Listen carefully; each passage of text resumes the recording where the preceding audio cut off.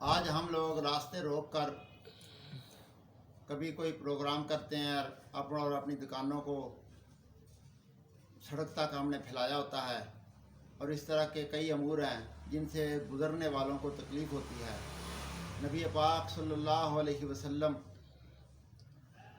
فرماتے ہیں ایک شخص تھا جو اس وجہ سے بخشا گیا، اس کو جنت عطا کر دی گئی۔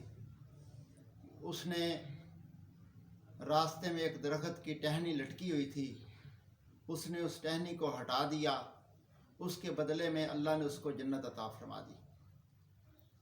حدیث شریف میں آتا ہے، حضرت ابو ذر رضی اللہ تعالیٰ عنہ روایت فرماتے ہیں کہ نبی پاک صلی اللہ علیہ وسلم نے فرمایا کہ میری امت کے اعمال مجھ پر پیش کیے گئے، اچھے بھی اور برے بھی۔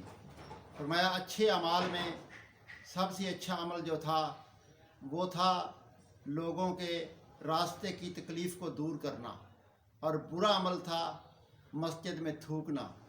المختصر کہ راستے کی تکلیف کو دور کرنا، حضور نے فرمایا یہ بہترین عمل ہے، اور حضور نے فرمایا کہ راستے کی تکلیف دور کرنے کی وجہ سے بندہ جنت کا مستحق بن گیا۔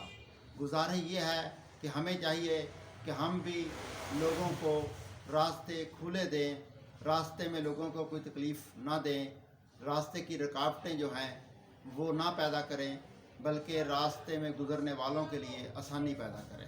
آمین۔